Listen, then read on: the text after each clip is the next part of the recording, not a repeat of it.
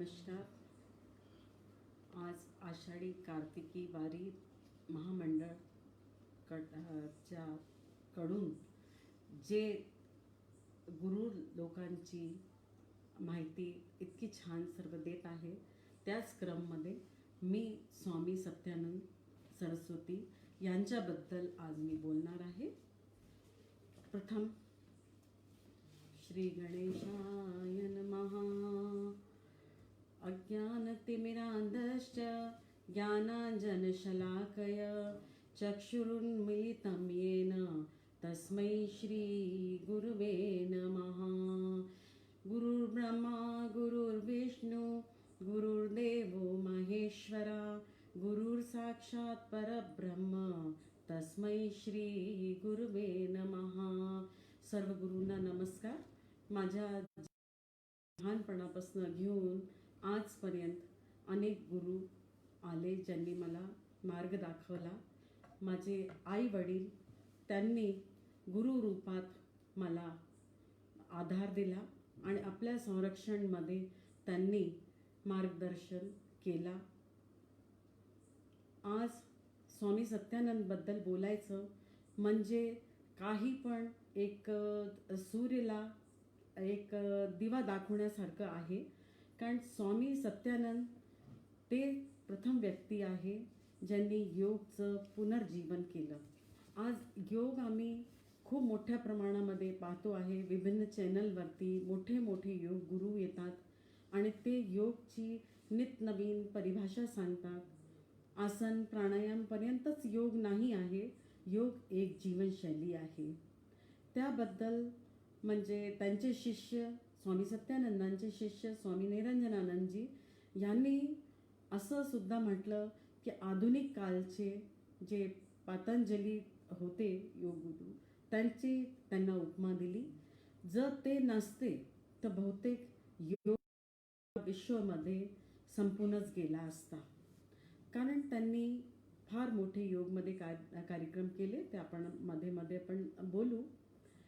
स्वामी सत्यानंद सरस्वतीचा जन्म 1923 मध्ये अल्मोडामध्ये झाला. आणि हिमालयावरती जे लोक साधना करत होते, अनेक साधू लोक, मोठे मोठे लोक, सर्व लोक त्यांच्या घरून होऊन जायचे. त्यांचा प्रभाव त्यांच्या जीवनावरती खूप जास्ती पडला. 6 वर्षाच्या वयापासून त्यांना 6व्या वर्षीच असं दिसू लागलं की त्यांच्यामध्ये विलक्षण प्रतिभा आहे, आणखीन ते काहीतरी मोठं करून दाखवतील. ते जमीनदार परिवारांशी त्यांचा ताल्लुक होता. त्यांचे वडील जमीनदार परिवारचे होते. आई नेपाळ घराण्याची राजघराण्याची मुलगी होती. ते त्यांच्यावरती इतका जास्ती जमीनदारी एक वातावरण, एक आईचं माहेर नेपाळचं राजघराण्याचं, तर त्याचा दोघांचा प्रभाव इतका जास्ती होता त्यांच्यावरती की तो आध्यात्मिक रूपमध्ये घडून आला. म्हणजे माणसाला की कुठे वैभवमध्ये माणूस लोळू लागेल आणि एक वेगळ्याच वातावरणामध्ये जाईल, नाही, पण देवानी त्यांच्यासाठी ते वेगळं घडवून आणलं होतं. अनेक संत त्यांच्याकडे यायचे आणि सगळ्या संतांचा त्यांना आधार मिळाला, मार्गदर्शन मिळालं. आणि एक म्हटलं पाहिजे ज्याला आम्ही आजकालच्या भाषेमध्ये म्हणतो ऑरा, तर तो त्यांना मिळाला. आणि ते होऊन त्यांच्या अंतर्निहित जितकी शक्त्या होत्या त्या अंतर्निहित शक्त्या त्यांच्या जागृत होऊ लागल्या. आणि हळूहळू करून त्यांचा आध्यात्मिक मार्ग त्यांचा खुलत गेला. अनेक लोकांनी येऊन, म्हणजे आता नाव कोणाचं घेणं म्हणजे बरं नाही आहे, पण सगळ्या लोकांनी त्यांना आशीर्वाद दिला. ते त्या काळाचे मोठे मोठे ऋषी मुनी होते जे हिमालयावरती प्रवास करत होते. त्यांचा सगळ्यांचा त्यांना जवळपास आशीर्वाद मिळाला.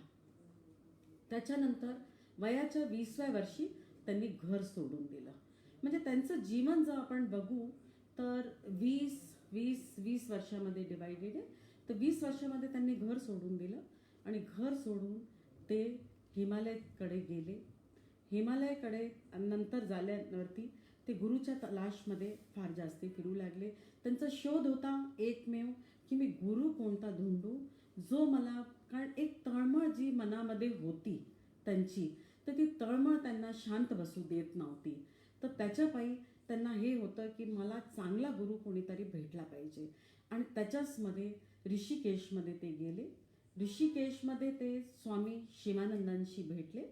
शिवानंद त्यांना, ते स्वतः डॉक्टर होते आणि मलेशियामध्ये त्यांचा पूर्ण जीवन प्रवास राहिला. त्यांचा मलेशियामध्ये पूर्ण जीवन प्रवास राहिला आणि मलेशियामध्ये जीवन प्रवास राहिल्याने त्यांनी खूप लोकांची सेवा केली, त्यांना योग शिकवलं आणि प्रकृतीच्या रूपमध्ये स्वतःला आपल्या अनुरूप करून कसं जगता येईल हे लोकांना एक जीवनशैली त्यांनी शिकवली. शिवाय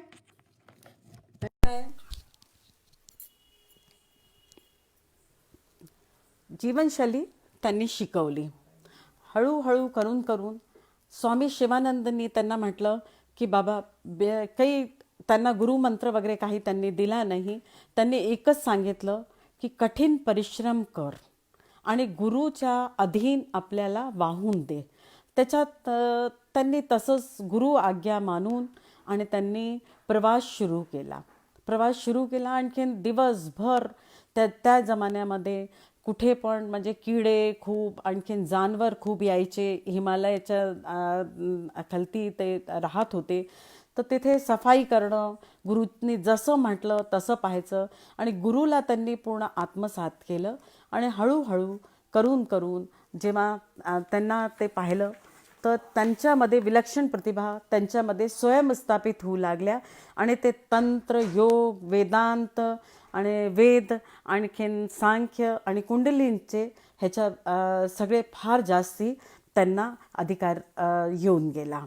स्वामी सत्यानंदच्या बाबतीत त्यांच्या गुरुनी म्हटलं की इतक्या तऱ्हेचा शिष्य न भूतो न भविष्यती, कधीच हा इतक्या तऱ्हेचा शिष्य होऊ नाही शकत. तर हळूहळू त्यांची जीवनयात्रा सुरू झाली. स्वामी शिवानंदच्या त्यांच्यामध्ये राहून शरीर फक्त एक शरीर नाही आहे, 5 शरीर आहे. 5 शरीरची त्यांनी म्हटलं पुष्कळ, म्हणजे हे आज आपल्या लोकांना फार छोटीशी वाटते, पण त्या जमान्यामध्ये फार मोठी गोष्ट होती की त्यांनी म्हटलं की मनचा जो प्रभाव आहे तो तुमच्या शरीरवरती फार जास्ती होतो. मन शरीर तुमचं आहे, तुमचं बौद्धिक शरीर आहे, तुमचं जे मन आहे, तर मनच तुमचं जे आहे ते मनच कर्म करतं, मनच विचार करतं आणि त्या मनच्या पायी विविध रोग तुम्हाला होतात. कैकदा म्हटलं गेलं आहे की मनच सगळ्याचा अधिकार आहे. तसंच जसं आपले विचार राहतील तसेच हार्मोन्स आपल्या शरीरमध्ये जे रक्ताचं परिभ्रमण आहे तर त्याचप्रमाणे होईल. जर जास्ती आवेग आणि संवेग वाढेल तर नसांवरती जोर येईल आणि जोर येऊन काय होईल की त्याचं रक्ताचं जे परिभ्रमण आहे ते कमी जास्ती होऊ शकतं. शिवाय त्यांनी 5 शरीरावरती काम केलं, 7 चक्रवरती काम केलं त्यांनी आणि त्यांनी पुष्कळ सारे विकसित केले. देश विदेशचा त्यांचा प्रवास सुरू झाला. मग ते विदेशमध्ये अनेक देशांची त्यांनी यात्रा केली आणि ते पूर्ण विश्वामध्ये फिरणं त्यांनी सुरू केलं. आणि त्याच्यानंतर सन 56 त्यांना क्रियायोगची दीक्षा मिळाली. शिवाय त्यांना एक मोठं त्यांनी जे कार्य केलं ते मोठं कार्य म्हणजे असं की योगला पुनर्जीवित केलं आणि योगला त्यांनी इतकं सरळ करून दिलं आणि इतकं जास्ती इझी करून दिलं त्यांनी की विश्वमध्ये ते ज्या ठिकाणी गेले तिथे त्यांना खूप छान प्रतिसाद मिळाला. त्यांचा एकच मंत्र होता की door to door, shore to shore, म्हणजे जगाच्या घरोघरी योगची स्थापना झाली पाहिजे आणि विश्वच्या प्रत्येक कोपऱ्यावरती ते योग पोचलं पाहिजे. शिवाय त्यांनी त्याच्यानंतर ते आपली यात्रा त्यांनी सुरू केली. अफगाणिस्तान, बर्मा, नेपाळ, तिब्बत, सिलोन आणि एशियाच्या सगळ्या उपमहाद्वीपमध्ये कधी ते पायी चालले, कधी कारने गेले, कधी जीपने गेले, कधी घोड्यावरती गेले, कधी हत्तीवरती गेले. जसे जसे मार्ग मिळत गेले ते थांबले नाही आणि ते सतत त्यांची यात्रा सुरू झाली. शिवाय ते स्वामी त्यांना मग नंतर त्यांना दीक्षा मिळाली आणि दीक्षा मिळून ते स्वामी सत्यानंद सरस्वती मिळाले. शंकराचार्याचा जो मार्ग आहे त्याच्यामध्ये त्यांना म्हणजे मार्ग आहे तर त्याच्यामध्ये त्यांना सरस्वती ह्याची उपमा मिळाली आणि ते स्वामी सत्यानंद सरस्वती झाले. दशानंद जो आहे मार्ग त्याच्यामध्ये ते त्यांना तो दीक्षा मिळाली. त्याच्यानंतर ते पुढे त्यांची यात्रा सुरूच होती आणि ते जे शिवानंद जे काही बोलायचे त्यांच्यावरती ते आलेख लिहत राहायचे, सतत राहायचे, स्वतः हाताने लिहायचे, कंपोजिंग करायचे, स्वतः लिहायचे, प्रिंट करायचे. आणि त्या जमान्यामध्ये प्रिंटिंग प्रेस इतक्या नव्हत्या, त्याच्यापायी त्यांना लाहोरला जावं लागायचं. लाहोरला जाऊन आणि ते सगळं पब्लिश करायचे. त्यांना योगमध्ये असं म्हटलं जावं तर योगमध्ये खूप इंटरेस्ट पण नव्हता की योग मार्गवरतीच ते जातील, कारण ते स्वतः असं त्यांना वाटत होतं की मी तळमळ होती आतमध्ये, पण ती तळमळ कशा रूपमध्ये प्रकट झाली त्याची जीवन यात्रा मी आपल्याला सांगेन. पण ती तळमळ अशी होती की त्यांनी म्हटलं की स्वामी शिवानंदजीने जेव्हा त्यांना म्हटलं की तुम्ही पुस्तकं लिहा आणि प्रकाशित करा आणि योगमध्येच तुमचं सगळं भविष्य आहे आणि तू माझा उत्तराधिकारी योगचा राहशील. त्यांचे 12 शिष्य झाले स्वामी शिवानंदजीचे, पण त्यांचं नाव घेणं बरोबर नाही आहे की त्यांचं नाव घेतलं जावं, तर मी ह्या प्रसंगावरती नाही सांगत. पण त्या काळचे जेवढे मोठे मोठे गुरु झाले ते स्वामी शिवानंदजीचे शिष्य होते आणि ते वेगळ्या वेगळ्या क्षेत्रामध्ये गेले. त्याच्यामध्ये ह्यांचं योगमध्ये ह्यांनी आपलं पुढे केलं. तर योगमध्ये ते जेव्हा पुढे चालत होते ते एक तळमळ होती. त्यांनी म्हटलं नाही, तुम्ही आता योगचं आपण सगळं काही करायचं. तर त्यांनी म्हटलं मी योगचं कसं काय करू शकतो, मला योगचं काय येतं. म्हणजे तू एकमेव एक माणूस आहे की ज्यांनी सगळं मी जे बोललंय आजपर्यंत त्याला तू लिपिबद्ध केलंय, छपवलंय तू आणि ते केलंय, तर तू तर स्वतःच पुस्तका रूपमध्ये आहे. मग त्यांना भान झालं आणि त्यांनी योगयात्रा सुरू केली आणि इतक्या सोप्या पद्धतीने ते ज्याही देशमध्ये जायचे त्यांना खूप छान त्यांना प्रतिसाद मिळायचा आणि प्रत्येक देशमध्ये जाती समाज आणि सगळ्यांहून वरती उठून त्यांनी सगळं काही आपलं मार्ग चालू ठेवला त्यांनी आणि खूप छान ॲक्सेप्टन्स त्यांना मिळायचा. ज्या कंट्रीमध्ये ते जायचे त्या देशामधले लोक त्यांना खूप स्वागत करायचे. मिडल ईस्टमध्ये जायचे तर लोक म्हणायचे नाही हे काम चांगलं आहे, ह्याला कोणत्याही रिलिजननी न जोडलं जावं. तर त्याच्यापायी ते पूर्ण त्यांची जीवनयात्रा सुरू होती आणि त्यांनी मग योगचं सुरू केलं आणि त्यांनी योगवरती शोध केले की बाबा जसं आता सिंहासन बनवलं आहे त्यांनी, मग मर्कटासन बनवले. तर आधी काय होतं की प्रकृतीच्या जे आसपास होते त्याला पाहून पाहून योगचं लिहिलं गेलं आहे. आमच्या वेदपुराणमध्ये पुष्कळ उल्लेख आहे प्रत्येक ह्याचा. तर त्याच्यामध्ये आपले प्राण शरीरला कसं साधायचं, आपण 5 प्राण आहे तर ते 5 प्राण आपण नेहमी बोलतो पण आपल्या लक्षात नाही येत. ओम प्राणाय नमः, हा ना, प्राणाय स्वाहा, उदायना स्वाहा, ते आपण सगळं बोलतो. 5 प्राण अपान उदान व्यान समान, हे 5 प्राणांचा आम्ही उल्लेख रोज करतो. हां, कधी पण आमचे गुरुजी येतात ते म्हणतात संकल्प घ्या तर आपण घेतो. पण ते 5 प्राण आहे, त्या प्राणचे काय काय काम आहे, ते प्राण कोणकोणच्या एरियामध्ये आहे, हां, तो प्रत्येक त्याची जागा आहे. 5 प्राण आहे, 5 उपप्राण आहे. अनेक इतकं आहे की जे उपप्राणमधला एक धनंजय प्राण आहे तो जीवन मृत्यू म्हणजे जीवनपासून चालतो आणि मृत्यूनंतर पण शरीरला लगेच म्हणजे तोडायमध्ये लगेच ते करतो की शरीरचं विघटन लवकरात लवकर हो. त्यांनी त्याची जी आत्मा निघालेली आहे ती आत्मा पूर्ण रूपने पूर्ण लगेच निघून जा. हा आध्यात्मिक विषय आहे, म्हणजे ह्याच्यामध्ये काही हा विषयांतर होऊन जाईल. कधी मौका मिळेल तर आपण 5 शरीर आणखीन 5 उपशरीरच्या बाबतीत नक्की बोलू, पण आज हा विषय नाही आहे. तर त्याच्यावरती त्यांनी शोध केला. प्राण कोणता एरिया आहे, हां, व्यानचा कोणता एरिया आहे, उदानचा कोणता एरिया आहे. तर ते सगळं काही त्यांनी आणखीन जर धनंजय प्राणाबद्दल एक बोलायचं राहिलं की धनंजय प्राण त्याच्यानंतर जेव्हा जीवन मनुष्याची मृत्यू होऊन जाते, त्याच्या मुक्ती, पुनर्जन्म आणखीन सगळ्यासाठी तो उत्तरदायी असतो. आपण म्हणतो आत्मा भटकते आणि हे होतंय, तर ते सगळं काही धनंजय प्राणवरती निर्भर करतं. तर आता तो विषय म्हणजे पुढे आपण वाढू. तर त्याच्यानंतर त्यांचं सतत प्रवास चालू होता. तर त्यांचं एकदा विदेशमध्ये त्यांचं खूप मोठा ॲक्सिडेंट झाला.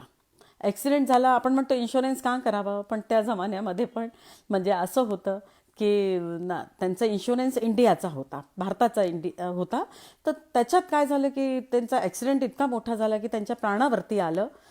पण देवाला कामं काही वेगळी करून घ्यायची होती. तर त्यांचे सगळे फॉलोअर्स खूप जास्ती होते, खूप लोक त्यांना ओळखत होते. त्यांनी लगेच म्हटलं की ह्यांच्या ट्रीटमेंटमध्ये जे काही पैसे लागतील ते आम्ही सगळे खर्च करू. आणि त्यांना लगेच एक माणसाने पुढाकार घेऊन लगेच त्यांना हेलिकॉप्टरने त्यांना भारतात पोचवलं. ते स्वस्थ झाले. त्याच्यानंतर त्यांचे जे गुरु होते त्र्यंबकेश्वरमध्ये ते गेले. महामृत्युंजयची साधना त्यांनी शिकवली आहे आणि महामृत्युंजयचं स्थान म्हणजे त्र्यंबकेश्वर. ज्यांनी महामृत्युंजय आपण म्हणतो देवता, ते वेगळे वेगळे सगळे आहे. 12 ज्योतिर्लिंग आहे, ते वेगळ्या वेगळ्यासाठी आहे 12 ज्योतिर्लिंग जे आहे. आणि प्रत्येक देवचा कोणी ना कोणी एक निश्चित, जसं महाकाल आहे, कालवरती विजय केली आहे त्यांनी, महाकाल झाले. तर ते त्र्यंबकेश्वरला गेले आणि जसंच त्यांनी डोकं टेकलं ते पूर्ण स्वस्थ झाले. आणि मग त्यांना लक्षात आलं की हो, एकदा मला खूप तळमळ लागली होती. मला गुरु जेव्हा भेटत नव्हते तेव्हा मी त्र्यंबकेश्वरला आलो होतो आणि गुरुला म्हटलं होतं की म्हणजे त्र्यंबकेश्वरला येऊन आणखीन गुरु रूपमध्ये शिवजीला म्हटलं होतं की आपण मला मार्ग दाखवा. आणि त्यांनी तो मार्ग दाखवला होता. आणि त्याच्यानंतर मी येईन आपल्यापाशी, मला एक मार्ग भेटेल, एक चांगला गुरु मला भेटेल, त्याच्यानंतर नक्की मी येईन आणि येऊन आणि आपल्याशी भेटेन. पण ते काही संभव झालं नव्हतं त्यांचं. मग त्यांचं ते झालं. मग त्यांना तिथेशी, कारण त्यांचा 6th सेन्स खूप होता त्यांना आणि खूप त्यांच्याबरोबर शक्त्या चालायचा असं म्हणणं म्हणजे लोकांना एक हसू येईल. पण आता लोक एंजल थेरपी करतात आणि पुष्कळ हे करतात. तर ते काही म्हणजे खूप पुष्कळ त्यांच्याबरोबर गुरुचा एक मंडलच पूर्ण चालायचा त्यांचा. तर गुरुमंडलमध्ये ते नेहमी बरोबर संचार व्हायचा त्यांचा. त्यांना टेलिपॅथी व्हायची, मार्ग दिसायचा. त्यांना दिसलं की आता मी रिखियाला गेलं पाहिजे त्यांनी. आणि ते रिखियाला गेले. आणि रिखिया म्हणजे ती जागा आहे की जिथेशी म्हणजे अंगदेशमध्ये तिथेशी त्यांची राजधानी आहे, जी कर्णाची राजधानी, अंगदेशची कर्ण त्यांची राजधानी होती मुंगेरमध्ये गंगा नदी वाहत होती. त्याच्या तिथेशी ते बसायचे जाऊन. आणखीन तिथे एक शिला होती, ती शिला राजा कर्णची होती, अंगदेशचे जे राजा होते. आणि कर्णाने असंख्य रूपमध्ये येऊन तिथेशी दान करायचे. ते कर्ण वेगळा दान नित्य नवीन व्हायचा. आणि ते दगडावरती जाऊन सहज रूपमध्ये बसायचे मुंगेरला. तर त्यांना ते स्फुरण झालं की ओ हो, आता मला काय केलं पाहिजे. कारण त्यांना ते एक आदिवासी एरिया होता, मुंगेरमध्ये काही नव्हतं, बिहारमध्ये काही पण नव्हतं. तर त्यांच्या मनामध्ये आलं की आता मी, आणि त्या शिलावरती जाऊन ते बसायचे. त्यांना सहज ध्यान लागायचं, आता ज्या शिलावरती उभे राहून राजा कर्णने अनेक दान केलं असेल. तर त्यांनी म्हटलं नाही, जेव्हापर्यंत त्यांना हे स्फुरण झालं की जेव्हापर्यंत तुम्ही काही देणार नाही कुणाला, त्याच्याशिवाय तुम्ही कुणाशी काही अपेक्षा पण करू शकत नाही. प्रकृतीला पण तुम्ही जे द्याल ते तुम्हाला मिळेल. हे गिव्ह अँड टेकचं एक रिलेशन तुमच्या प्रकृतीशी आहे. पूर्ण ब्रह्मांडमध्ये ब्रह्मांडीय शक्ती आहे, पूर्ण. आणि ती जे काही तुम्ही ब्रह्मांडमध्ये बोलता, चालता, व्यवहार करता आणि तुमचे जसे इमोशन्स राहतात, सेंटिमेंट्स राहतात, भावना राहतात तुमच्या, त्या भावना ब्रह्मांड तुम्हाला अनगिनत रूपने रिटर्न करून देतो. म्हणून आमच्याकडे म्हटलं जातं, चांगलं बोला, चांगलं व्यवहार करा, सगळ्यांचं अतिथीचं स्वागत करा. तर आम्ही महाराष्ट्रीयन लोकांना तसा काही गुरुचा काही ते नाही आहे, कारण प्रत्येक महाराष्ट्रीयन माणूस दत्तला पूजतो, कोणत्या ना कोणत्या रूपमध्ये पूजतो, गजानन महाराजला पूजतो, कोणी पोथी करतं, कोणी गुरुवारचं काही ना काही उपास करतो. आणखीन प्रत्येक रूपमध्ये ते गुरु रूपमध्ये कोणत्या ना कोणत्या रूपमध्ये पूजतात. पण ज्या ज्या संप्रदायामध्ये पण, चाहे जैन धर्म असो, चाहे आपला सिख समाज असो, ज्यांनी पण गुरुची भक्ती केली आहे, तो समाज नेहमी पुढाकारी राहिला आहे. आणखीन ते लोक म्हणजे म्हटलं पाहिजे की स्थावरम जंगमम व्याप्तम यत्किंचित चराचरम तत्पदम दर्शितम येन तस्मै श्री गुरुवे नमः. तर गुरुच्या बिना काही नाही. आणि गुरु कोण आहे? गुरु मंडल आहे. आपण एक गुरु घेऊन चालतो की बाबा आमचे हे गुरु झाले. काही लोक कथा करतात, कविता करतात आणि प्रवचन करतात, ते गुरु नाही आहे. गुरु म्हणजे आपण कोणालाही गुरु मानलं, मातालाही गुरु मानून आपण पूजाल तरी आपल्याला गुरुचा तोच प्रतिसाद मिळेल जो आपण गुरुमंत्र गेल्यावरती देतो. कारण माता प्रथम गुरु आहे. तुम्हाला व्यवहार ज्ञान कुणी शिकवलं? तुमच्या आईने शिकवलं. 9 महिने पोटात आईने ठेवलं आहे, तर रोज तुम्हाला काही ना काही गुरुमंत्र मिळाला आणि तेच संस्कार घेऊन आम्ही पैदा होतो. म्हणून प्रत्येक मूल जेव्हा पैदा होतं तेव्हा तो म्हणजे एक पोटात राहतं आणि बिलकुल घोळा रूपमध्ये राहतो, अगदी पिंड रूपमध्ये असतो. मग नंतर त्याला जेव्हा शिवजी येऊन त्याला प्राणाहुती करतात, त्याच्यात प्राणचा संचार होतो, तो माणूस ला मुक्तीसाठी तळपतो. त्यावेळेला त्याला जाणीव होते की माझा जन्म होतोय तो मुक्तीसाठी होतोय. आणि तो मनुष्य तळमळ चालू होते. आणि खालती त्याला, वरती त्याला जठराग्नी असते, खालती आपली रेक्टम आहे, युरिनरी ब्लॅडर आहे, त्याची गरमी त्याला लागते आणि मूल फिरणं सुरू करून देतो त्याच्यामध्ये.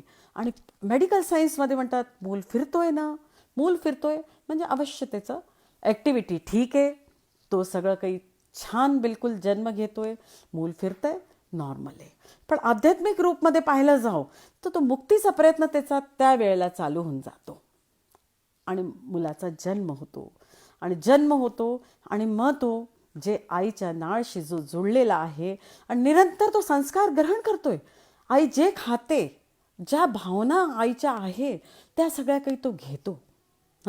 काही आपण म्हणतो अरे जन्मापासूनच देव माणूस आहे. होतो देव माणूस कसा झाला? त्याच्या मागे त्याचे आईचे संस्कार आहे, त्याच्या आसपासच्या लोकांचे संस्कार आहे. कारण निरंतर त्याला अनेक गुरु भेटत राहिले आहे. आईशी तो जुळलेला आहे. ज्या दिवशी त्याची ती नाळ कपते तो स्वतंत्र होतो आणि मूल रडतं. त्याच्यामध्ये त्याला आधी शंकरजीने जेव्हा ज्या दिवशी प्राणाहुती केलेली जाते त्या दिवशी त्याला म्हणतात तुझा जन्म मुक्तीसाठी झाला आहे, तू भटकू नको. पण मनुष्य जो आहे तो आपला मुक्तीचं विसरून जातो जेव्हा जन्म घेतो. तर ते म्हणतो काय केलं पाहिजे मी? तर तेव्हाच गुरु मंत्र त्याला मिळतो. त्याच्यामध्ये त्याला म्हटलं जातं की ओम म्हण. ओम शब्द आहे तोच तुला तारेल. त्याच्यानंतर त्याची तडफड चालू होते. आणखीन हे फार म्हणजे पुष्कळ पुढेच्या गोष्टी आहे. पुष्कळ लोकांना मतभेद असेल ह्या माझ्या विचारांमध्ये. पण मूल जेव्हा जन्म घेतं तेव्हा ओमचंच त्याचं ध्वनी आपण लक्ष देऊ नाही का, त्याच्यामध्ये ओमचीच ध्वनी आपल्याला ऐकू येईल. हळूहळू मग ते 16 संस्कार त्याचे होतात मुलाचे, की कारण ते जन्म घेतला आहे, परिवारासाठी घेतला आहे मुलांनी जन्म, तर त्याचे आपले संस्कार रोज होतं. सगळ्यात पहिले कान टोचले जातात. पण त्याच्या मागे पण हीच भावना आहे की बाबा तुझे कान टोचले गेले म्हणजे तू आता सांभाळून राहा. आणि जीवनमध्ये तुला जे आहे हे लक्षात ठेव की तो मुक्तीसाठी तुझा जन्म झाला आहे. आपण त्याच्यात हळूहळू प्रत्येक ते राहतं आणि मनुष्यला जे त्याचे ते ब्रेन असतं ते असं असतं आणि हळूहळू ते पोकळ असतं वरतून आणि हळूहळू करून ते जुळून पूर्ण होतो.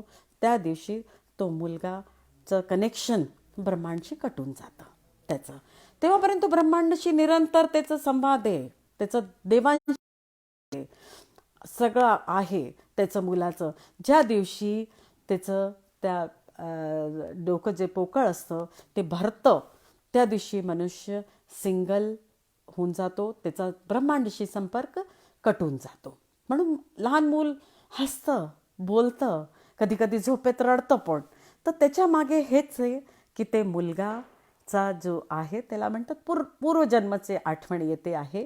पण तो ब्रह्मांडमध्ये व्याप्त आहे तो मुलगा, लहान मूल आहे ते ब्रह्मांडमध्ये व्याप्त आहे. तर त्याप्रमाणे त्याला जे जे अनुभव होत आहे ते तो करतो आहे. आणि मग त्यांनी स्पेनमध्ये पुष्कळ स्वामी सत्यानंदजींनी हे स्पेनमध्ये काम केलं. स्पेनमध्ये आजही कोणतं ऑपरेशन होतं तर त्याच्या पहिले त्यांना रिलॅक्स करून ध्यानने रिलॅक्स करतात. त्याच्यानंतर पूर्ण योग पद्धती त्यांना शिकवली जाते. त्याच्यानंतर ते आपले ऑपरेशन करतात.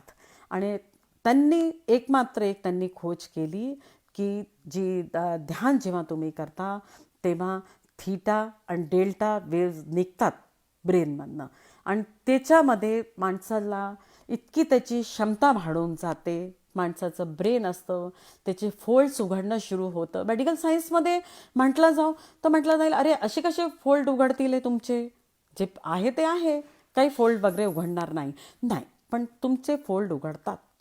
माणसाला विलक्षण प्रतिभाशाली मनुष्य होत जातो ध्यानमध्ये. त्याच्यानंतर त्याची जी पर्सनॅलिटी असते ती चेतना वाढते, त्याची पर्सनॅलिटी इम्प्रूव्ह होते आणि चेतनाचा स्तर निश्चित रूपमध्ये वाढतो.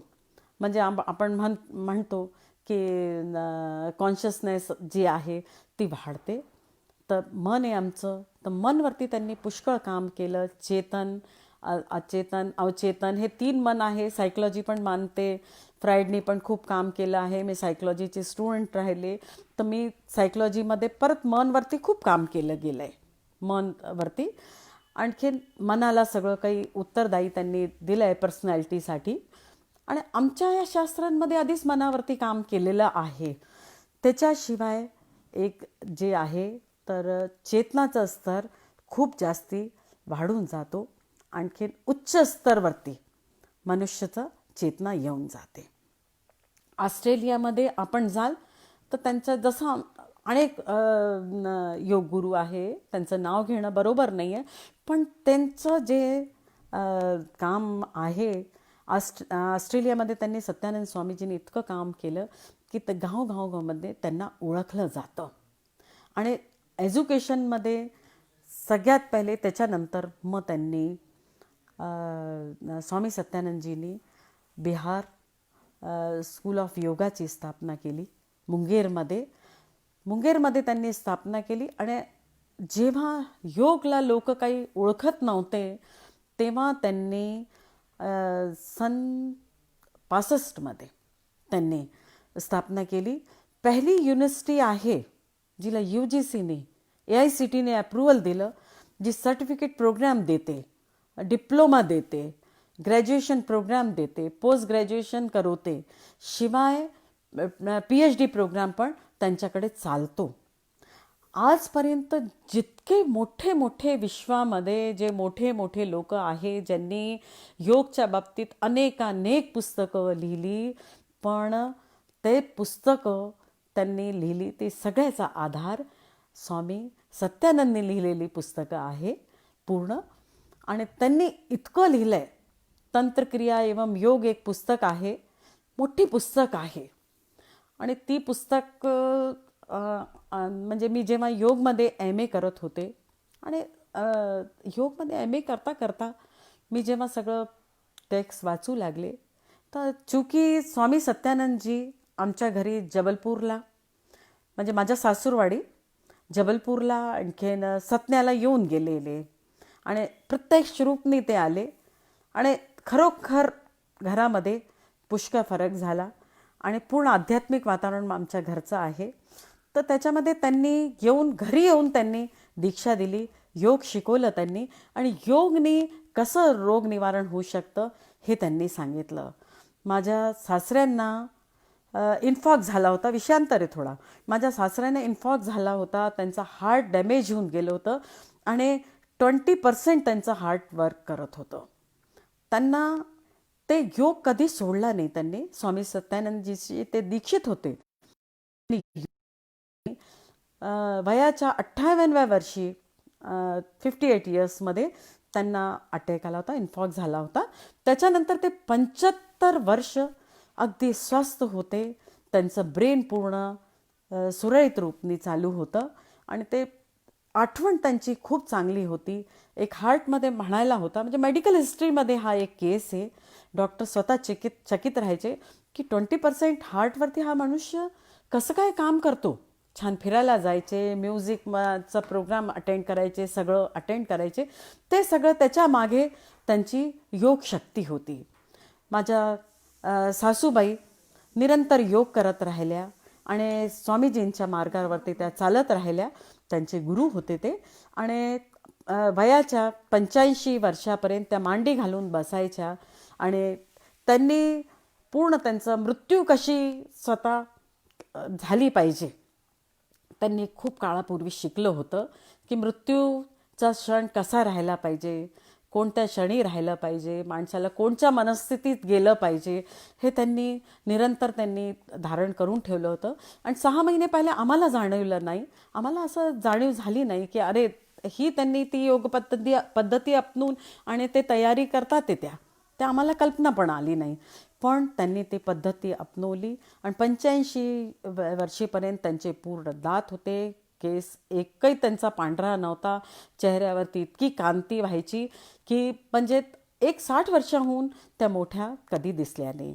खैर, स्वामी सत्यानंदबद्दल आपण बोलतो आहे तर अष्टांग योग पद्धती त्याच्यावरती त्यांनी काम केलं. त्याच्यात यममध्ये सत्य, अहिंसा, आस्ते सगळं येतं. नियममध्ये आपल्या जीवनमध्ये कोणती जीवन पद्धती कशी बनवायची, म्हणजे अष्टांग योग जे आहे हे जुने आहे पण त्याला आजच्या जीवनशैलीमध्ये पतंजलींनी पुष्कळ आधी त्याच्यात अष्टांग योगवरती लिहिलं आहे. पण स्वामी सत्यानंदजींनी त्याला सांगितलं की तुम्ही नियम कोणचे तुम्ही ठेवायचे जीवनाचे, कोणता कसा क्षण जिवंत ठेवायचा, आपला जीवनचे कोणचे आपले एक पायदान राहतील जीवनाचे, तर त्या स्टेपवरती कसं आपण चालायचं त्यांनी सगळं काही सांगितलं. महिलांच्या रोगांबद्दल बोलायचे, हार्मोन्सच्या बद्दल बोलायचे, कारण स्वामी शिवानंदजी जे ते शिष्य होते ते स्वतः डॉक्टर होते. तर त्यांना ॲनाटॉमी, फिजिओलॉजी सगळी काही यायची. त्यांना ते न्यूट्रिशन त्यांना त्या जमान्यामध्ये त्यांना कळायचं की बाबा हे खाल्लं पाहिजे. आज आम्ही म्हणतो प्रोटीन डाईट घ्या, कार्बोहायड्रेट डाईट घ्या, लो फॅट डाईट घ्या, हे घ्या. त्यांनी पूर्ण जीवनशैलीसुद्धा त्याच्याबरोबर शिकवली. तर त्यांचं जे अष्टांग योगमध्ये नियम त्यांनी सांगितले की नियम कसे ठेवायचे, तुम्ही किती वाजता उठायचं, किती वाजता झोपायचं, कोणत्या वेळेला तुम्हाला जास्ती आकाशी जी तुम्हाला ऊर्जा मिळायची आहे, ब्रह्मांडाची शक्ती मिळायची आहे तुम्हाला, तर ती कशी काय तुम्हाला मिळू शकते. आज ब्रह्मांड शक्तीवरती पुष्कळ लोक बोलतात की ब्रह्मांड शक्ती काय आहे, पण ब्रह्मांड शक्तीला कसं ट्रॅप करायचं आणि कसं कनेक्ट व्हायचं हे स्वामी सत्यानंदजींनी आम्हाला शिकवलं. त्याच्यानंतर मी त्यांची शिष्य नाही आहे, पण मी जेव्हा योगमध्ये MA केलं आणि मग त्यांची मी जेव्हा पुस्तकं वाचली, म्हटलं हे तर त्यांनी फार चांगलं लिहून दिलं आहे आणि किती छान आणि सरळ भाषामध्ये त्यांनी सगळ्या काही गोष्टीला त्यांनी परिभाषा केली. मग नंतर त्यांनी म्हटलं की आसन कोणते केले पाहिजे, तिसरी पिढी आसन. तर आसन प्रत्येक वयाच्या प्रमाणे आसन केले पाहिजे. लहानपणी कोणचे आसन केले पाहिजे की मुलाची हेल्थ चांगली राहो, मुलाचे लंग्स चांगले मोठे, एक्सपान्शन कसं लंग्सचं मोठं हो की जेणे चांगलं रक्ताचा दौरा चांगला हो. सगळं ते लहान बायकांना कोणते आसन केले पाहिजे, पुरुषांना कोणते आसन केले पाहिजे, ह्या वयाच्या माणसांनी कोणते केले पाहिजे, म्हाताऱ्यांनी कोणते आसन केले पाहिजे, त्यांनी प्रत्येकाला त्यांनी शिकवलं. ह्याच्यानंतर प्राणायाम, तर त्यांनी म्हटलं प्राणायाम प्राणशक्ती सगळ्यात मोठी आहे. त्यांचं म्हणणं की आपण जे आपल्याला जी बिमारी होते किंवा काही पण आपल्यामध्ये आजार उपस्थित होतो, तो 6 महिने अगोदरच प्राण शरीरमध्ये येऊन जातो. मेडिकल सायन्समध्ये काही एव्हिडन्स नाही आहे की बाई प्राणला आम्ही नापू शकू आणि प्राणला आपण पाहू शकू, पण प्राण पूर्ण उत्तरदायी असतात. तर त्यांनी म्हटलं प्राण शरीर यदि तुमचं स्वस्थ आहे, जर का तुम्ही प्राण शरीराला साधून घेतलं तर तुम्ही सगळं काही तुम्ही साधू शकता. आपण पाहतो दातांनी ट्रॅक्टर ओढतात काही लोक, है ना, आणि काही लोक गळ्यामध्ये ते अगदी फास लावून आणि हेलिकॉप्टर ओढून राहिले, कुणी हाताने काही ढकलतंय. तर प्रत्येक जागी प्राणशक्ती आहे. ती प्राणशक्तीनेच मनुष्य मोठे मोठे कामं करत राहतो. तर प्राणचं त्यांनी म्हटलं की प्राणायाम तुम्ही कराले तर नियमित तुम्ही कसं प्राणायाम करायचे की जेणे तुमची प्राणशक्ती वाढो. आणि मॅक्झिमम ते म्हणजे त्यांनी अनेक प्रयोग केले आणि प्रयोगमध्ये त्यांनी पाहिलं की जे टिश्यू आहे तर डेड टिश्यू स्टोर होतात बॉडीमध्ये, त्यांचं निघायचं म्हणजे आहे की ठीक आहे तुमच्यामध्ये शक्ती चांगली आहे, तर तुम्ही त्याला जे टिश्यू आहे, सेल्स आहे, जे डॅमेज आहे, शरीर काम करतं आहे आपलं की जी काही स्वच्छता आहे ती स्वच्छता ते करतं, शरीरची जे आवश्यक आहे ते पोषक तत्वाला मिळवून देतं. पण हे सगळं काही प्राणद्वाराच होतं. जेव्हा लंग्समध्ये आम्ही वारं भरतो, मग नंतर ते परिभ्रमण नंतर चालतं, किडनीमध्ये ब्लड जातं आहे, हार्ट पंप करतो आहे, हार्टमध्ये फिल्टर व्हायला येतं आहे, रक्त फिल्टर होऊन ते पूर्ण विभिन्न अवयवांमध्ये पोचतं आहे, कमी पोचत नाही, जास्ती पोचत नाही, बरोबर पोचतं आहे. त्याला पूर्ण उत्तरदायी कोण आहे? प्राण आहे. तर त्यांनी प्राणला साधायचं म्हटलं की तुम्ही प्राण साधा, जीवन सधेल तुमचं. शिवाय त्यांनी प्राणायामवरती पुष्कळ सारे मोठे मोठे त्यांनी कामं केली. त्याच्याशिवाय त्यांनी अष्टांग योगमध्ये मी सांगितलं आपल्याला यम, नियम, आसन, प्राणायाम. त्याच्यानंतर त्यांनी म्हटलं की प्रत्याहार म्हणजे तुमचं प्युरिफिकेशन जरुरी आहे. मनाचं प्युरिफिकेशन करा, शरीराचं प्युरिफिकेशन करा, त्याच्याशिवाय तुम्ही पुढे वाढू शकत नाही. तर प्रत्याहार एक फार मोठा ते आहे. ह्याच्यानंतर त्यांनी म्हटलं धारणा म्हणजे तुम्ही you create whatever you want. तुम्ही म्हटलं आता विवेकानंदजींनी म्हटलं you are creator of your own destiny. त्यांनी म्हटलं की जे तुमची धारणा राहील, रोज तुम्ही जे क्रिएट कराल ते तुम्हाला प्राप्त होईल. ध्यान, त्याच्यानंतर त्यांनी म्हटलं की तुम्ही ध्यान जरूर करा, कारण ध्यान कराल तर थीटा आणि डेल्टा रेज बॉडीमधनं निघतील, आपल्या बॉडीमधनं ब्रेनमधनं निघतील. त्याच्यानंतर ध्यानने तुमच्या पुष्कळ प्रवृत्त्या शांत होतील आणि त्या शांत करायचं त्यांनी उपाय पण पुष्कळ सांगितले. तर ते आम्ही डिस्कस पुढे करणार आहे. आणि त्याच्यानंतर समाधी अवस्था ही उच्च अवस्था आहे जी सहज लोकांना प्राप्त होत नाही, पण ह्या सगळ्या सीडी तुम्ही पार केल्या तर तुम्हाला समाधी जरूर मिळते. आणि जिथे जी म्हणजे मेल्यानंतर मुक्तीची प्रार्थना करतो, पण जिथे जी मुक्ती आहे ती अष्टांग योगनी आपण जिथे जी प्राप्त करू शकतो. शिवाय त्यांचं जे होतं त्याच्यामध्ये त्यांचं एक सगळ्यात मोठं योगनिद्रा आहे. योगनिद्रा त्यांनी जी बनवली त्या योगनिद्रामध्ये त्यांनी प्रत्येक अवयवाला त्यांनी म्हटलं की तुम्ही शिथिल करा, इतकं जास्ती शिथिल करा, रेस्ट द्या त्या पोझिशनला तुम्ही. तर त्यांनी आपला जो आपला लेफ्ट पाय आहे त्याच्या अंगठ्यापासनं करंगळीपर्यंत, मग पायावरती, मग दुसऱ्या पायावरती हळूहळू करून पूर्ण शरीरच्या आतले अवयव सगळ्यांना रेस्ट त्यांनी दिला. त्यांनी जनावरांशी कल्पना केली की जनावरांना थोड्याशा झोपमध्ये कसं काय त्यांना भागतं.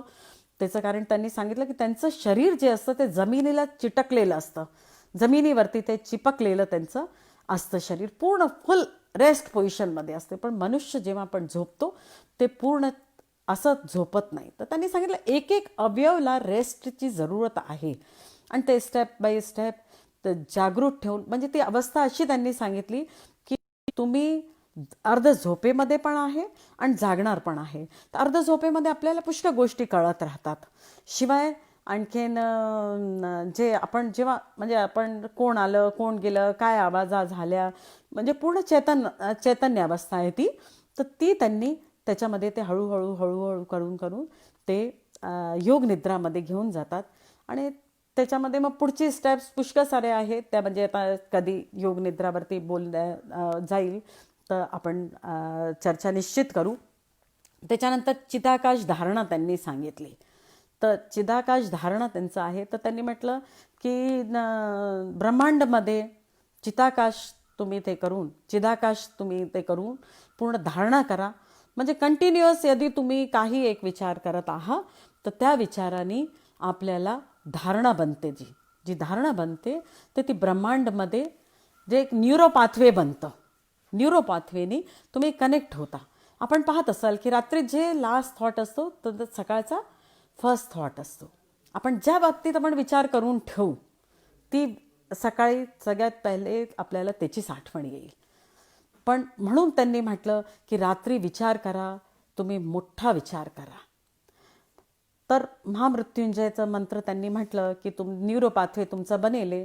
तर त्याच्यामध्ये तुम्हाला अनेक मंडळ आहे जे त्याच्यामध्ये तुमचं मन जे आहे ते कनेक्ट राहिले न्यूरो पाथवे बनवून आणि तुम्ही पुष्कळ मोठे मोठे कामं करू शकता. तर धारणा तर पुष्कळदा आम्ही काही विचार करतो ते घडून येतं.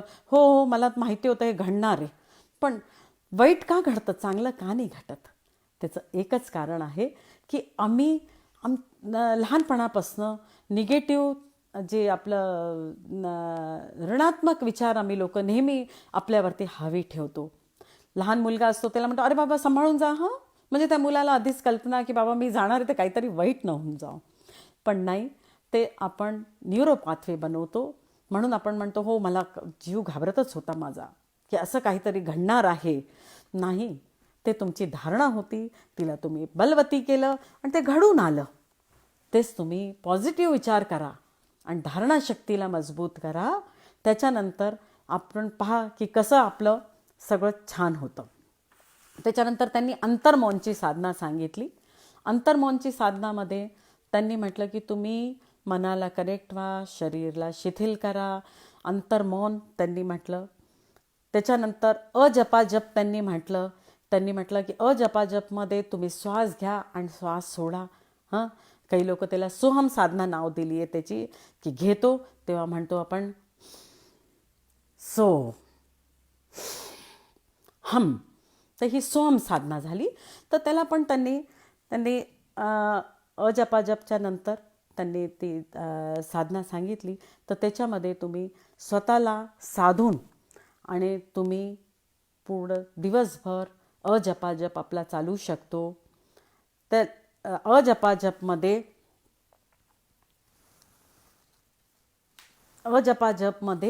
आपण निरंतर जप करू शकतो. श्वासच्या बरोबर आपलं ते प्रत्येक ह्याच्यावरती नाव येऊ देवाचं जे काही आपलं नाव आहे आणखीन सोडताना तेच नाव घ्या. त्याच्यानंतर आपलं अजपाजप आपलं चालत राहतं आणि अजपाजप इतकं आपल्याला रमून जातं की आपण प्रत्येक श्वास बरोबर देवाशी कनेक्ट राहतो.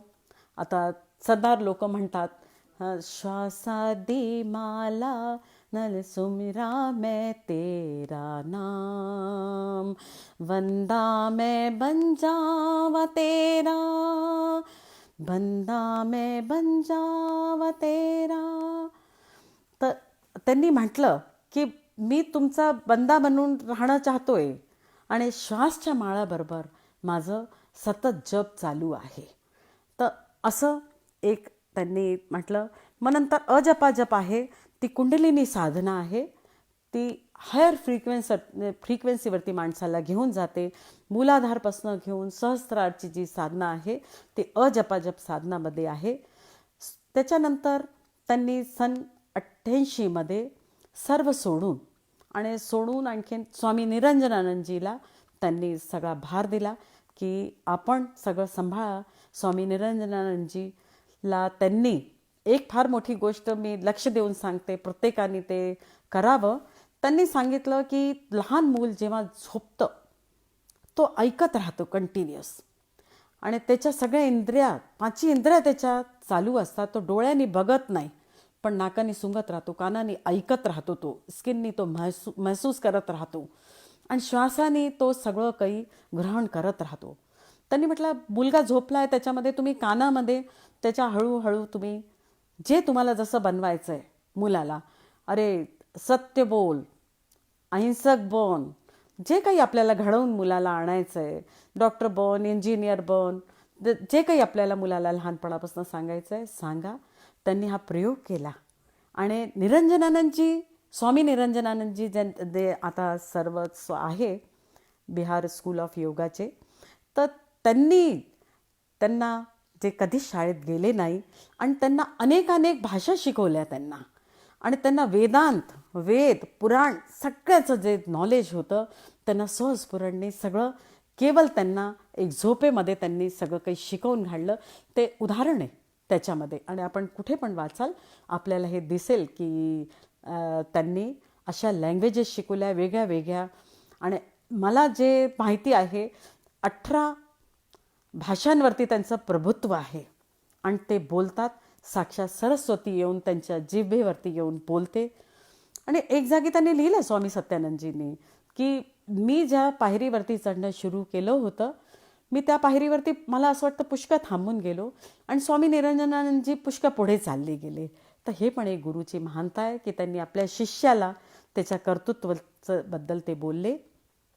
आपण सगळे लोक आपण ऐकत आहात, पण योगला त्यांनी शरीरशी कनेक्ट केलं, आणि त्यांनी 5 शरीरची अवधारणा त्यांनी केली की तुमचं जे बुद्धी शरीर आहे, मन शरीर आहे, तुमचं स्थूल शरीर आहे, तर काय खावं, कसं खावं, कोणत्या. आता डायटिशियन लोक सांगतात की बाबा तुम्ही सकाळच्या वेळेला हे खावं, दुपारच्या वेळेला हे न खावं, रात्री हे नाही खाल्लं पाहिजे, पण त्यांनी फूड कॉम्बिनेशन त्यावेळेला लिहून टाकले की ह्या फूडने हे त्रास होतं.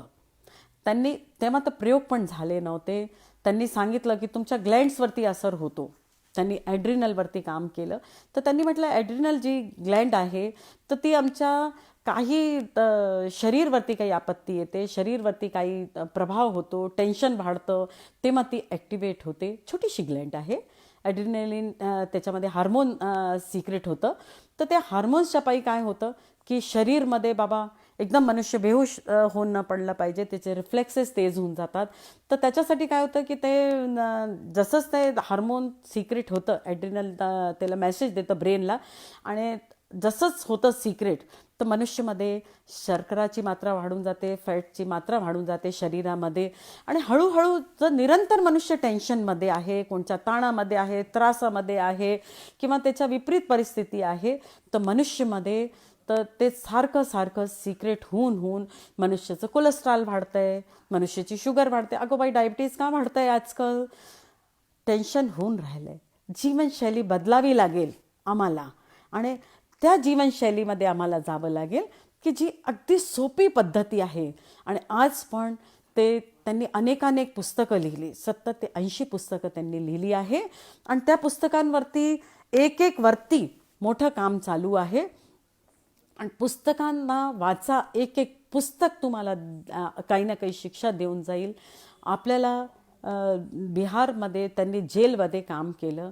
आमच्याकडे राजनीतीच्या पायी पुष्कळ परिस्थिती अशी अनुकूल नसते, तर त्याच्या पायी काय होतं की ते कार्य मनुष्य जे करायला येतं ते मूळ रूपमध्ये तो पूर्ण करूच नाही पावत. तर तसंच त्यांनी जेलमध्ये त्यांनी काम केलं. आणखी जेलच्या कैद्यांना त्यांनी सुधरवून लावलं, आणि ते मोठे ऋषी मुनी होऊन आणि स्थापित झाले. आज त्यांचं नाव घेणं ठीक नाही आहे, पण त्याच्यामध्ये त्यांनी पुष्कळ त्या ध्यान करवतात. त्यांनी तंत्रवरती पण काम केलं आहे. तंत्र म्हणजे मारणमोहन वश्यम नका समजू, तंत्र म्हणजे त्यांनी सिस्टम, बॉडी सिस्टमवरती काम केलं. त्यांच्याकडे महामृत्युंजयाची साधना शिकवतात. आपण सत्यानंद योग केंद्र जिथे असेल प्रत्येक शहरामध्ये त्यांचे संन्यासी लोक येतात, आणि आपल्याशी बिना काही घेता, 2 रुपये बिना घेता फक्त 10 ते 12 लोक असो आणि ते येऊन तुमच्या घरी येऊन शिकवून जातात. तुम्ही पहिल्या दिवशी आपलं BP पहा, 10व्या दिवशी BP पहा, पहिल्या दिवशी कोलेस्ट्रॉल पहा, 10व्या दिवशी पहा. तुम्ही तुमचे मेडिकल जितके पॅरामीटर्स आहे निश्चित बदलतील. किती लोकांचं योगद्वारा त्यांनी बायपास टाळलं, डोळ्याची त्यांची ती दृष्टी होती ती त्यांची इम्प्रूव्ह झाली, चष्मा अनेक लोकांचा सुटला. हे छोट्या छोट्या गोष्टी आहे जीवनमध्ये पुष्कळ त्यांनी ते केलं. आणि शिवाय त्यांनी श्रीविद्याची साधना देतात ते, तर त्याच्यामध्ये ललिता सहस्त्रनामचा पाठ होतो त्यांच्या. आणखीन शरीरला एक श्रीयंत्र कसं बनवलं त्यांनी, की जे श्रीयंत्र आहे तर ते शरीरचंच तुमचं प्रतिबिंब आहे. फार मोठा विषय आहे, पण मला त्यांच्याबद्दल सांगणं जरुरी आहे म्हणून मी आपल्याला एक थोडक्यात सांगते की त्यांनी शरीरला श्रीयंत्र बनवलं. त्यांनी म्हटलं तुमचं शरीर म्हणजे श्रीयंत्र आहे, मल्टी डायमेन्शनल तुमचं शरीर आहे.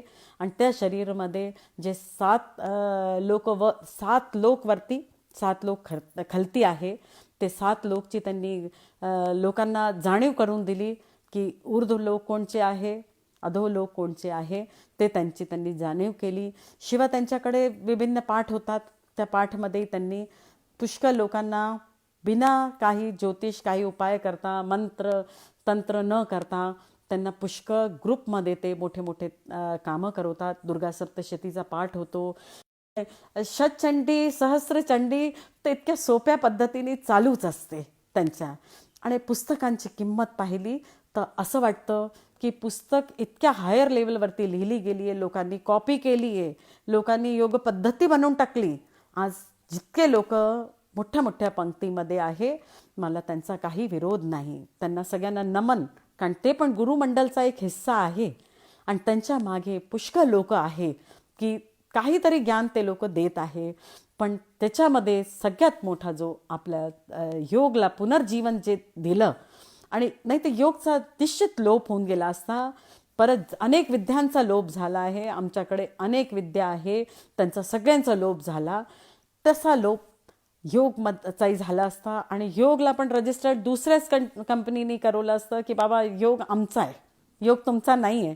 वेद पुराणमध्ये तर कारण लोकांना माहिती होतं की हे सगळं काही लोकांना माहिती आहे, काही शिकवायची जरूरत नाही आहे. तर त्याच्यानंतर ते आपले मुद्रा पण करतो. तर मुद्रा पण काय आहे तेच आहे. त्यांनी त्यांच्या तिथेशी पुष्कळ पाठ होतात, त्या पाठमध्ये लोक जातात. त्याची मोठी मोठी म्हणजे आम्ही काय की आम्ही भौतिक जगात आम्ही जगतो म्हणून बाबा आमच्या मुलाला असं कधी होईल, आमच्याकडे कधी हे चांगलं होईल, कधी हे चांगलं होईल, हे वाईट होतं आहे ते चांगलं कसं होईल. तर पॉझिटिव्हिटीवरती योगच्या मार्गाने तुम्ही कसे जाऊ शकता. आणि योग म्हणजे हठयोगच नाही नुसतं, तुम्ही आपले संपूर्ण शरीरची शुद्धी, मनाची शुद्धी, बुद्धीची शुद्धी, आत्माची शुद्धी, मनाची शुद्धी, त्याच्यानंतर तुमची तत्वशुद्धी. तत्वशुद्धी म्हणजे जे 5 तत्व आहे, पृथ्वी जल अग्नी वायू आकाश, तर ते जे बाहेर आहे ते शरीरात आहे. तर तेच तत्वांची शुद्धी आपण कसं करू शकतो ते त्यांनी सांगितलं. आणि लोकांना जीवनशैली योगद्वारा कशी बनवू शकतात, तर आणि कसं आपल्याला इम्प्रूव्ह करू शकतात, त्यांचे मोठे मोठे केंद्र आहे. आमचं दुर्दैव आहे की जो खरा माणूस आहे तो लपून राहतो. आणि पुष्कळ आम्हाला असे गुरु मिळतात, त्यांना काही नावं ठेवायचं ते नाही आहे, पण एक प्रत्येकाची प्रकृती वेगळी वेगळी आहे. 2 भाऊ बहीण एकसारखे नाही आहे, 2 बहिणी एकसारख्या नाही आहे. आणि म्हणून आमच्याकडे जिथे आम्ही म्हणतो बाबा आम्हाला गजानन महाराज पावले, आम्हाला साईबाबा पावले, तर ते का पावतात, कारण आपल्या शरीरमध्ये जी काही डेफिशियन्सी आहे, विटॅमिनची डेफिशियन्सी होते, बाबा विटॅमिन A D खा, हो तुम्ही हे खा, तुम्ही विटॅमिन C घ्या, तुम्ही इम्युनिटी वाढवा, तुम्ही हे करा, आम्ही बोलतो मेडिकल सायन्समध्ये. पण आध्यात्मिक ह्याच्यामध्ये येतो तर त्याच्यामध्ये आम्ही पाहतो की ते कसं काय आपण ज्याची डेफिशियन्सी आहे ती आपली पूर्ण होते. आपण म्हणतो अहो आम्ही तिथे गेलो, आमचं कार्य झालं, आपल्याला तिथे पोचायचं होतं. आणि दूरचा का देव फळतो त्याच्या मागे, कारण आम्ही पूर्ण श्रद्धाने आपल्याला आम्ही म्हणेने की जबलपूरच्या ह्या तीर्थस्थानावरती होऊन या. जबलपूर संस्कारधानी आहे, मोठे मोठे संत झाले आणि त्याच्या किनाऱ्यावरती जेव्हा तुम्ही नर्मदा तटवरती जाता तुम्हाला पुष्कळ लोक असे भेटतात. त्यांची ओळख फक्त जे ओळखतात तेच ओळखू शकतात. नाहीतर लोकांना वाटेल की हा वेडा बावळा कोणीतरी माणूस आहे. पण तो गुरुमंडलमध्ये जितेजीच फिरून राहिला आहे. आम्हाला आज बावळा माणूस वाटतोय तो, पण तो गुरुमंडलमध्ये फिरून राहिला आहे. तर त्याचा ओळख फार कठीण होते. तर संस्कारधानी जबलपूर आहे. मला म्हणायमध्ये इतकं कौतुक वाटतं आहे की मोठे मोठे शहर आहे जे मराठी भाषिक लोकांनी भरलेले आहे. अनेक विद्वान विदुषी लोक त्याच्यामध्ये राहतात. पण संस्कारधानींनी हे खरोखर घडवून काढलं की संस्कारधानी जबलपूर नंबर 1 वरती आहे की त्यांनी इतकी छान त्यांनी प्रवचनमाळा सुरू केली आणि प्रवचनमाळामध्ये अनेक संतांचा परिचय दिला आणि जो क्रमशः चालूच आहे. आणि मला वाटतं की गुरु इतका मोठा आहे की त्याच्यामध्ये कोणतेही गुरु आपण म्हणजे आज बोलतही राहिलो तर आपल्याला दिवस कमी पडतील. पण त्यांनी आषाढ निमित्त सुरू केलं होतं आणि आज पहा की मी बोलते आहे तेव्हा इतके दिवस झाल्यानंतरही हा क्रम काही थांबत नाही आहे. तर स्वामी सत्यानंदजीचा आज मी आपल्याला परिचय दिलं आणि त्यांच्या बाबतीत किती बोलावं तेवढं कमी आहे. आणि आपण पण म्हणजे मी एक छोटंसं आपल्याला सांगते की योग निद्रा जेव्हा पण आपण जरूर शिका. मौका जेव्हा ज्या दिवशी मिळेल तुमच्या अनेक ज्या छोट्या छोट्या बिमाऱ्या आहे ज्या सुपरफिशियल रूपमध्ये तुम्हाला नित्य नवीन होत राहतात रोजच्या ह्याच्यामध्ये त्या निश्चित ठीक होतील. तर आपण कधी पण योग निद्रा जरूर जाऊन शिका. पण जेव्हापर्यंत आपण शिकत नाही आहे तेव्हापर्यंत जेव्हा पण आपण झोपा, लोळा, आराम करा. तर त्याच्यानंतर आपण पायाच्या आपल्या लेफ्ट पायाच्या अंगठ्यापासून सुरू करून हळूहळू प्रत्येक एक एक बोटावरती ध्यान केंद्रित करून दोन्ही पायांच्या जांघांवरती या. ह्याच्यानंतर आपण कमरच्या क्षेत्रावरती या, मग नंतर छाती क्षेत्रावरती या, गळ्यावरती या, तोंडावरती या, पाची आपल्या जे डोळे आहे, कान आहे, नाक आहे, तोंड आहे, स्किन आहे, सगळ्यांचे अवेअरनेस ठेवून तुम्ही ध्यान करा. हळूहळू तुमचं ध्यान जेव्हा वाढेल तेव्हा तेव्हा तुम्ही त्यात अवयवशी आपण सर्व लोक त्याच्यामध्ये मंत्र करा. जे आपले रामकृष्ण, जे आपले महादेव, जे काही तुम्ही देवी, जी तुमची इष्टदेवी असेल, जे तुम्ही गुरुमंत्र घेतला असो किंवा नाही पण घेतला आहे गुरुमंत्र, तर असं जरुरी नाही आहे की गुरुमंत्र घेणं तुम्हाला जरुरी आहे. तुम्ही कुणालाही आराध्य मानताय आणि तुम्ही त्याची सेवा करताय, ही गुरुची सेवा आहे. म्हणून गुरु लोक म्हणतात अरे बाई तुमचा 4था, 8वा, 12वा गुरु. अरे जो स्वतः गुरुमंडलमध्ये निरंतर फिरतो आहे त्याला कोणता गुरु छळू शकतो आणि कोणता गुरु त्रास देऊ शकतो. तर गुरुमंडळ तर आपण हे एक प्रॅक्टिस करून पहा की तुम्हाला मंत्र मिळालं असो न मिळालं असो, तुम्हाला मंत्र तुमचा लहानपणापासून चालू आहे तो मंत्र तुम्ही चालू द्या. आपला जो मंत्र तुम्हाला लहानपणापासून आहे, कारण तुम्ही इतक्या दिवसापासून लहानपणापासून बोलताय ना, महादेव महादेव महादेव बोलताय, आपण नमः शिवाय बोलताय, तर तो तुमच्या अंगात रक्तामध्ये तो फिरू लागलाय, एक एक मज्जामध्ये रमून राहिलाय तो मंत्र. आणि मग आपण दुसरा गुरुमंत्र घ्यायला जातो. अनेक काही कटकटी आणखीन पुष्कळ घरामध्ये काही कॉम्प्लिकेशन येतात. अगो बाई तो गुरुच भोंदू होता म्हणून झालं असं. अरे गुरु भोंदू नव्हता, आपलं पूर्ण समर्पण नव्हतं त्याच्याबद्दल, पण काही ना काही मनामध्ये धारणा करून गेला होता. म्हणतो तो गुरु लाभत नाही, दगडाने पण परमेश्वर बनतो. तर आपण हे एक प्रॅक्टिस करू शकता. अजप आपण करू शकता. चिदाकाश धारणा करा की तुम्ही काहीतरी. आणि एक बिहार योग ॲपमध्ये उपलब्ध आहे योग निद्रा. बिहार योग ॲप आहे, तर त्याच्यामध्ये उपलब्ध आहे योग निद्रा. आपण चाहा तर फ्री त्यांच्या पुस्तकं पण डाउनलोड करू शकता. योग निद्राचे छोटे छोटे त्यांचे ते आहे ते डाउनलोड करा. पण स्वतः आपण योग निद्रा निश्चित करा आणि अजप करा. चिदाकाश धारणा करा. धारणा चांगली करणं सुरू करा आणि आपण ब्रह्मांडी ऊर्जाशी कनेक्ट व्हा, कॉस्मॉसशी आपण कनेक्ट व्हा. कॉस्मिक एनर्जी म्हणतो आपण की कॉस्मिक एनर्जी आहे ती काय आहे आमच्यामध्ये जी आहे, आम्हाला कनेक्शनच तर करायचं काय आहे जे आमच्या शरीरात आहे ते ब्रह्मांडामध्ये आहे. त्याला कनेक्शन कसं करायचं? तुम्ही मंत्र जोडा, तुम्ही तंत्र जोडा, तुम्ही जप करा, तुम्ही माळा करा, तुम्ही स्तोत्र म्हणा, तुम्ही नित्यकोणच्या मंदिरामध्ये जाऊन तुम्ही सेवा द्या. अरे झाडू लावतात जाऊन अमृतसरला जा, मोठाहून मोठा माणूस असो, हां, पण तो जोडेच्या स्टँडवरती कामं करायला धावत राहतो की मला जोड्याची सेवा द्या आणि मला झाडूची सेवा द्या. हे गुरुच्या प्रती समर्पण आहे. आम्ही गुरुच्या बरोबर बसणं चाहतो की गुरु आम्हाला बघतोय की नाही, आम्ही गुरुच्या शेजारी बघू, आम्ही जोराने मंत्र म्हणून पाहतो की बाबा आमचा गुरुला माहिती आहे की नाही आम्हाला हा मंत्र येतो, आसपासला माहिती आहे की नाही आम्हाला मंत्र येतो. अहमभाव सोडावा लागेल आपल्याला आणि अहमभाव सोडाल, गुरुच्या शरणागती व्हा आपण. आणि नाही गुरु तर आपली आई आपला गुरु आहे, वडील आपला गुरु आहे, आपला भाऊ आपला गुरु आहे आणि सगळ्यात मोठा गुरु आपले पोरं आहे, आपला नवरा आहे. परिवारमध्येच अनेक गुरुचे रूप आहे, ते गुरुमंडळ आहे.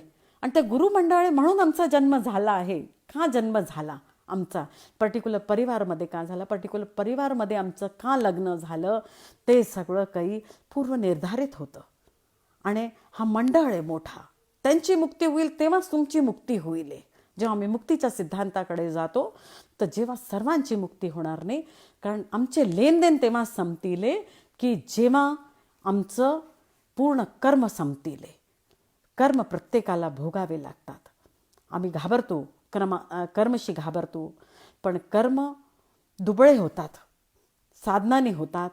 आणखीन आपलं ध्यान धारणा जे आम्ही तुम्हाला अष्टांग योग सांगितले त्याच्यामधले तुम्ही एक पण तुम्ही काही केलं, यम नियम आसन प्राणायाम आहे ना, आणखीन प्रत्याहार धारणा ध्यान समाधी, या अष्टांग योगमधनं आपण एक योगही उचललं तर ते चिदाकाश धारणा जी आहे त्याच्यामध्ये धारणा आपण चांगली शिका.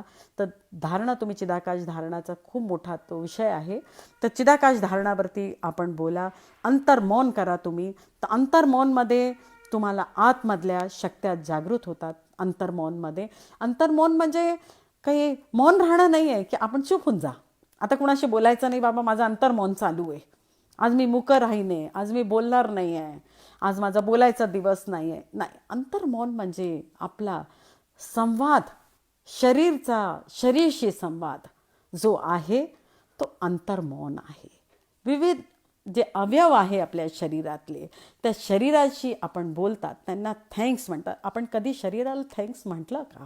कुणी नाही म्हणत की हार्ट तू छान धडकतोय बाबा, तू मला ब्लड प्रेशर नाही होऊ दिलं, तुला धन्यवाद. बाबा किडनी तू छान वर्क करते आहे, तुला धन्यवाद. अरे माझं डायजेशन चांगलं आहे, तुला धन्यवाद. तर अंगांना धन्यवाद द्यायचं ते एक रूप अंतर्मौन, शरीराशी संवाद. आणि हे ध्यानच्या परमावस्थामध्ये जेव्हा तुम्ही येता तेव्हा आपल्याला कळतं की हो, आपलं सगळ्यांशी संवाद साधला आम्ही, पण आमच्या शरीराशी संवाद नाही आहे, आमचा मनुष्य कनेक्ट नाही आहे. अरे बाबा मला हे का घडून आलं, मला हे का झालं, त्याचं कारण काय आहे की शरीराचा मनाशी संबंध नाही, मनाचा बुद्धीशी संबंध नाही, आमच्या पांचा शरीरचा ते अलाइनमेंट नीट नाही. आम्ही गाडीचं अलाइनमेंट करतो पण शरीरचं आणि पांच्या शरीराचं आम्ही करू नाही पावत कधी पण. तर नोती धोती बस्ती ते सगळं काही शुद्धीकरण शरीराचं करतातच. सत्यानंद योग केंद्रमध्ये आपण जाल तर नेती आहे, पण नॉली आहे, क्रिया ज्या सगळ्या काही आहे, धोती आहे, त्या सगळं काही शरीर शुद्धी केली जाते. पण शरीर शुद्धीबरोबर पूर्ण प्राणशुद्धी होते. प्राणशुद्धीने आमचे शरीर स्वस्थ राहतंय, ते सगळं काही घडून येतं. आम्ही पाहतो, आपण म्हणतो लोक काय बावळटसारखे आपले योग करतात, योगाच्या मागे धावतात.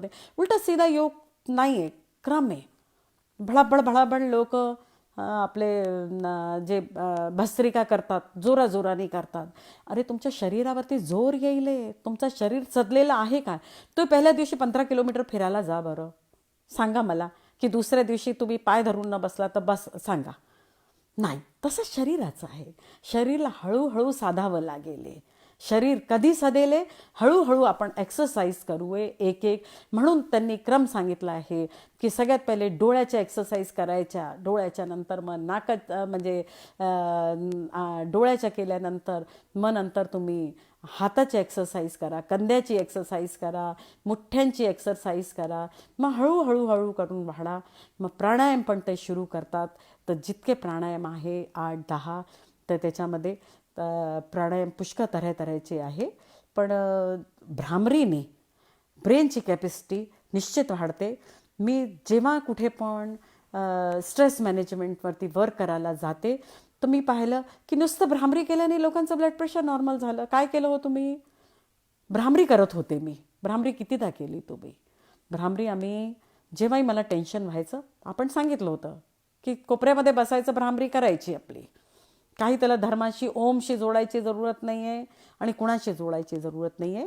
तुम्ही तोंड बंद करा आणि कानाला तुम्ही एक अंगठ्याने बंद करा, डोळे झाका तुम्ही आणि त्याच्यानंतर तुम्ही सुरू होऊन जा. आपले जे श्वास भरा पोटामध्ये पूर्ण आणि एक डोळे बंद करून तुम्ही नुसतं तोंडाचं आपलं तोंड बंद करून कानातला ते टाकून 2 बोटं टाकून आणि डोळ्यांना झाकून अशी पोझिशन होईल. कानात माझे हेडफोन्स लागले म्हणून सांगता नाही येते मला.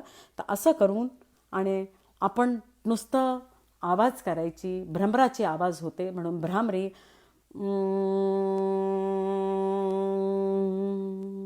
पूर्ण श्वास भरायची आणि बोलायचं आहे. मी अगदी उथळी श्वासने आपल्याला करून सांगितलं. तर श्वास घेऊन पूर्ण भरून तुम्ही करा.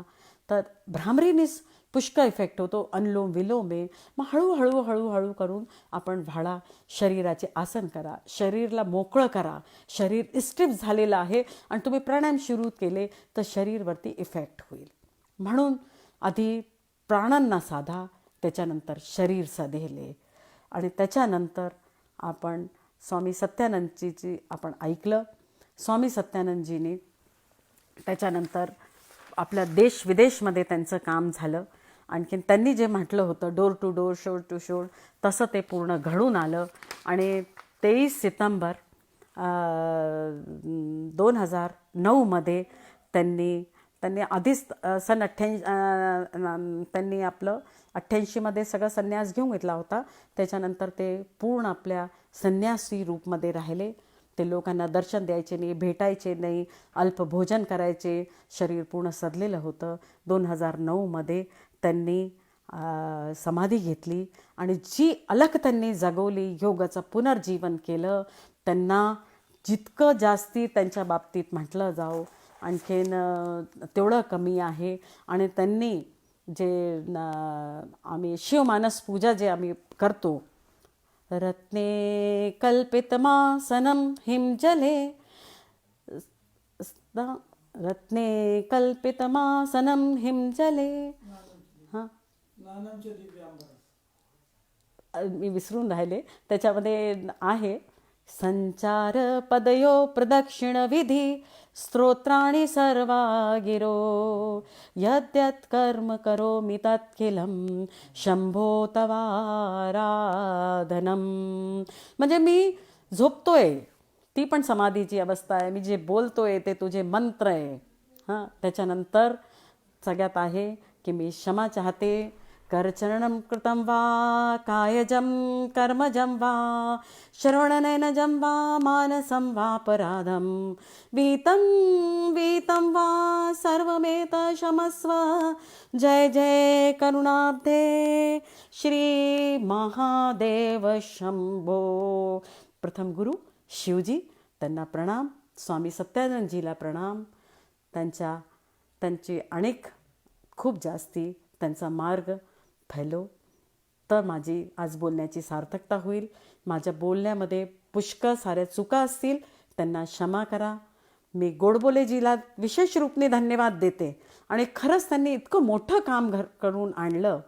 आभा सरवटेंनी माझं वाढवून परिचय दिला. मला वाटत नाही की त्याच्यामध्ये किती सत्यता आहे हे मला तर माहिती नाही आहे, पण त्यांनी माझा परिचय दिला. त्यांना पण मी धन्यवाद देते. आणि आपण सगळे लोक जुळून आणि आपण ऐकत आहात, त्यांना धन्यवाद.